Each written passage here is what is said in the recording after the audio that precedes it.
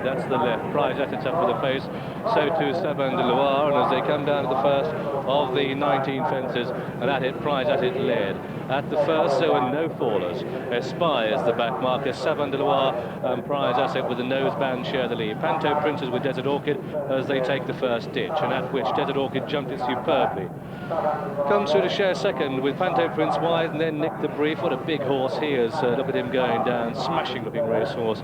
A gap of 3 or 4 lengths then to the Fellow and Celtic Shot. And then Panto Prince and Espy is last as they take the first turn and down towards a third of the 19 fences they jump. And it's Desert Orchid, winner of 32 races. He's run over 155 miles over hurdles and fences, and this is a 3-mile test, and he's been here before. And would you believe it, the sun's starting to shine as they come down towards the third. And it's Seven de Loire who has the lead. Seven de Loire, a fine leap there by Desert Orchid, no fallers at the third. Prize at it on the inside of Desert Orchid though. And then up on the outside is take the next Panto Prince. And Toby Tobias are one of the back markers, and they've jumped 4. And they come down towards the 5th. Seven de Loire from Panto Prince on the outside of Desert Orchid as they take the 5th. And at it, another fine leap there by the grey. Toby Tobias didn't take it that keenly at the rear of the field, and is sharing last place now as they take the last on the far side. Seven de Loire from Desert Orchid and Panto Prince, a length to Prize Asset, and then Celtic Shot with the Fellow. And Toby Tobias is second last, Espy last of all, Nick the Brief mid-division, and they make their first right-handed turn at the end of the first third of this King George VI rank chase. Grade 1 race, £75,000 in added prize money, and the pace isn't that strong. A steady, good, fast 3-mile gallop, and it's Seven de Loire by a length and a half. The Desert Orchid on the inside. And Panto Prince with a hoop sleeve jacket in third. A fine leap there by Desert Orchid. Espy is the back marker, and they come down towards the 8th. And it's Seven de Loire leading from Desert Orchid and Panto Prince. Seven de Loire, and then Desert Orchid and Panto Prince and the Fellow. And Nick the Brief from Prize Asset, 2 lengths back to Celtic Shot. And then comes Espy and Toby Tobias. And they come down towards what will be the last next time round. And it's Seven de Loire who leads. Seven de Loire, the leader, takes it well. A fine lead by Desert Orchid. I think he's enjoying himself. Celtic Shot isn't. He made a mistake there and drops out to be last of all. And there's a roars of applause as he passes the post. There's still got a circuit to go. And Seven de Loire leads clear by 3.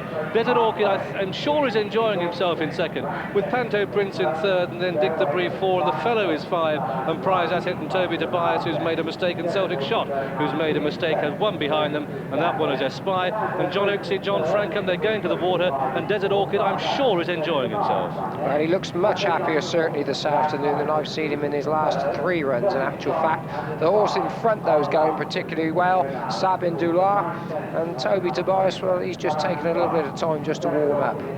But touching all available wood, this is a completely different Desert Orchid. So far, he's been jumping for fun, jumping as if he was loving it. And, well, he's got a very, very difficult horse to pass in front of him. But Sabin Doulard, in a moment, I think will know he's been in a fight.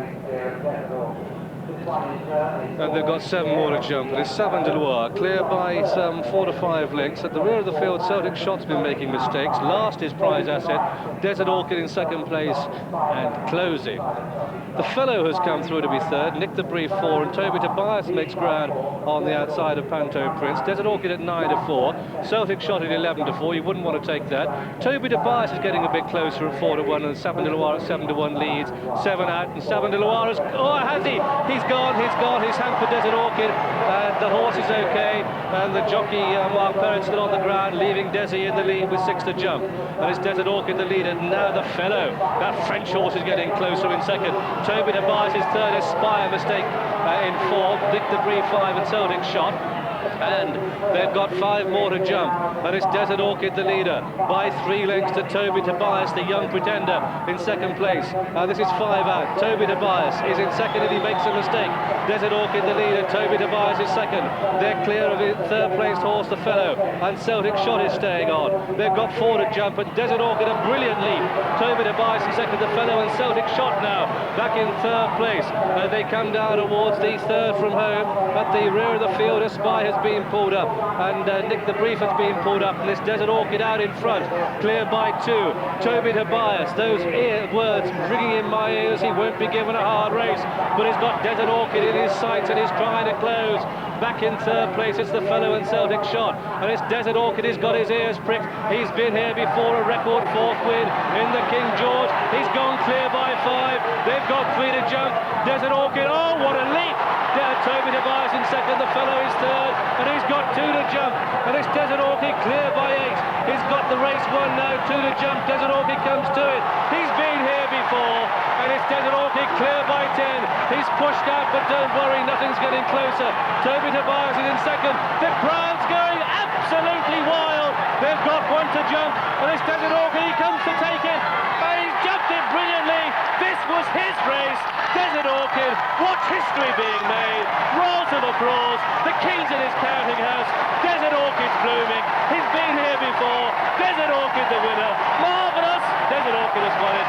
Toby Tobias, a brave race for second place. Then in third was the Fellow, in a great run he's had too.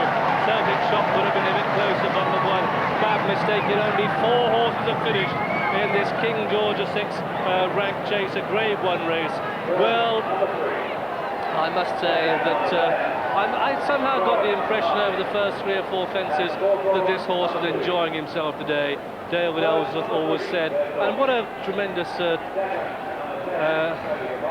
shake of hands there from Adam Condra. I must say, I thought Desert Orchid was enjoying himself today. The 9 to 4 favourite, well, he's surely as good as he ever has been.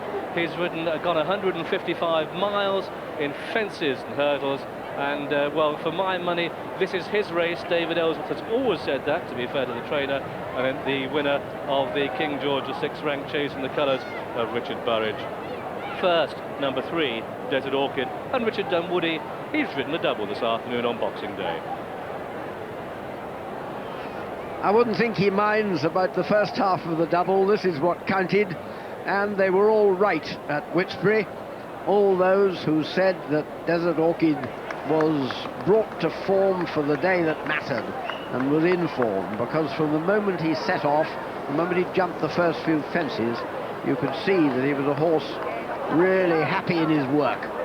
It was very sad that Sabin du Loire should just hit the top and topple over.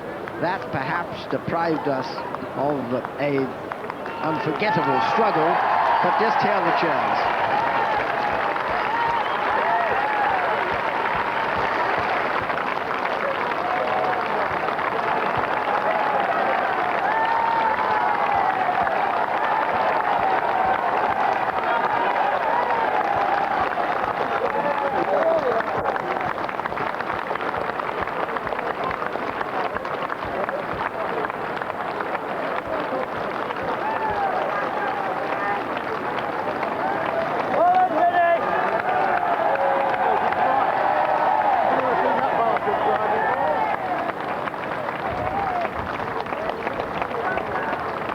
Richard has to almost wait for silence to get into the winner's enclosure.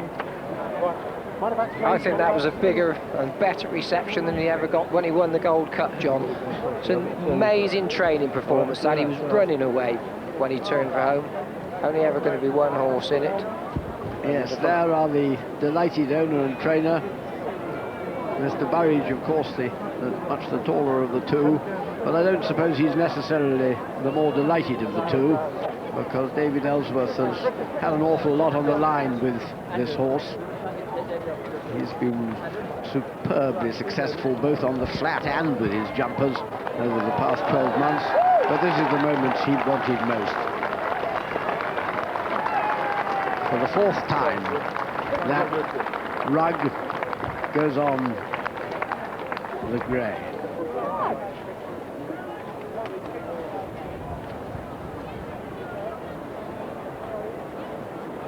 He looks quite pleased with himself. He quite rightly looks delighted with himself.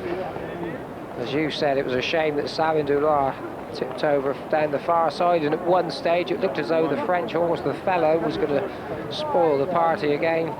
But the further they went, the easier this horse was going. Yes, of course, he didn't make the running at all until Sabin Doulard fell, so he has got a good deal of mud across his face, but he's cheered out of the ring just as loudly as he was cheered into it.